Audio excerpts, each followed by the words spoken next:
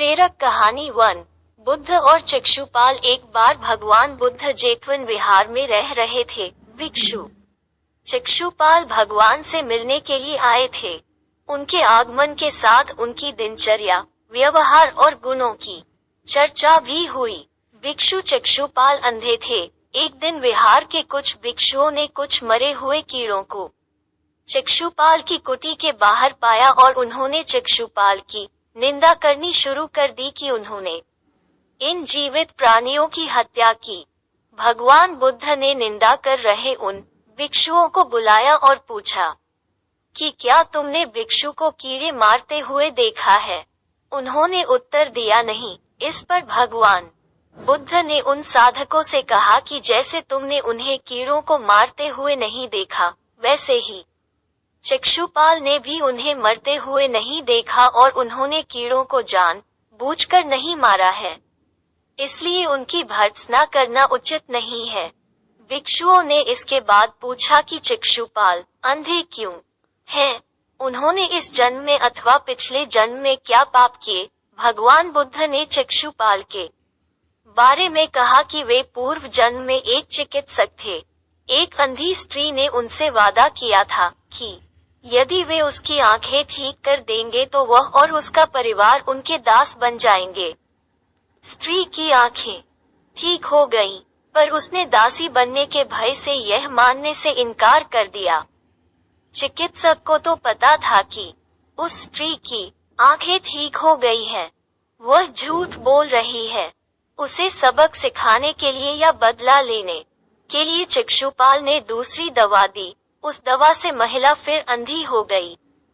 वह कितना ही रोई पिटी, लेकिन चक्षुपाल जरा भी नहीं पसीजा। इस पाप के फलस्वरूप अगले जन्म में चिकित्सक को अंधा बनना पड़ा। एक बार भगवान बुद्ध अपने अनुयायियों के साथ किसी गांव में उपदेश देने जा रहे थे। उस गांव से पूर्व ही मार्ग में उन लोगों को जगह जगह बहुत सारे खुदे हुए मिले। बुद्ध के एक शिष्य ने उन गड्ढों को देखकर जिज्ञासा प्रकट की, आखिर इस तरह का खुदे होने का तात्पर्य क्या है? बुद्ध बोले, पानी की तलाश में किसी व्यक्ति ने इतने खोदे हैं। यदि वह धैर्यपूर्वक एक ही स्थान पर खोदता तो उसे पानी अवश्य मिल जाता, पर वह थोड़ी देर गड्ढा खोदता और पानी न मिलने पर दूसरा गड्ढा खोदना शुरू कर देता। व्यक्ति को परिश्रम करने के साथ धैर्य भी रखना चाहिए। एक बार भगवान बुद्ध भिक्षा के लिए एक किसान के यहाँ पहुँचे। तथागत को भिक्षा के लिए आया देखकर किसान उपेक्षा से बोला, श्रमण मैं हल जोतता हूँ और तब खाता हूँ। तुम्हें भी हल जोतना और बीज बोना चाहिए और तब खाना खाना चाहिए। बुद्ध ने कहा, महाराज, मैं भी खेती ही करता हूँ।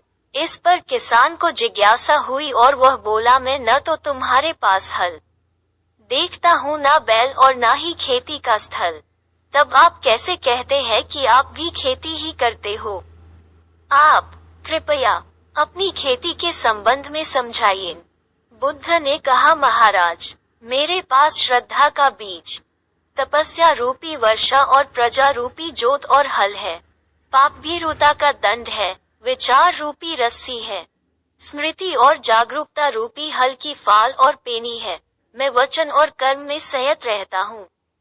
मैं अपनी इस खेती को बेकार घास से मुक्त रखता हूँ और आनंद की फसल काट लेने तक प्रयत्नशील रहने वाला हूँ। अप्रमाद मेरा बैल है जो बाधाएं देखकर भी पीछे मुंह नहीं मोड़ता है।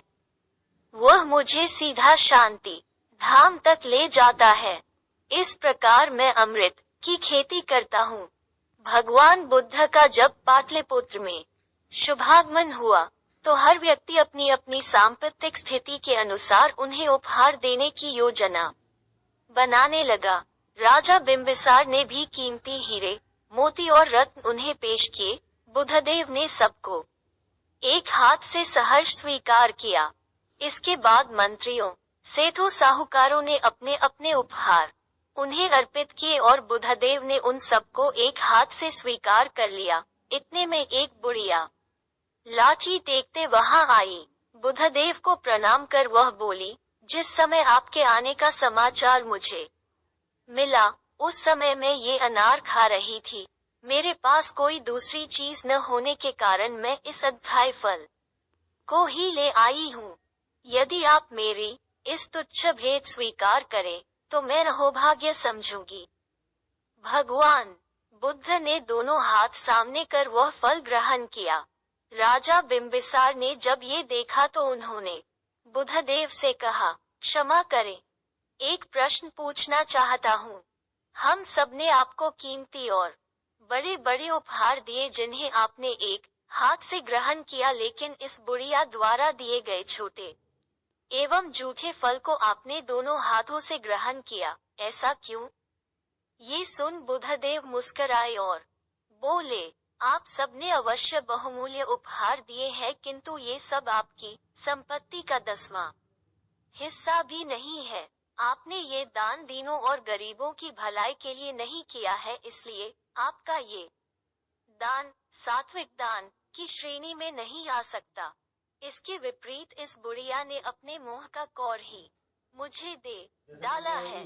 भले ही ये बुढ़िया निर्धन है, लेकिन इसे संपत्ति की कोई लालसा नहीं है। यही कारण है कि इसका दान मैंने खुले हृदय से दोनों हाथों से स्वीकार किया है।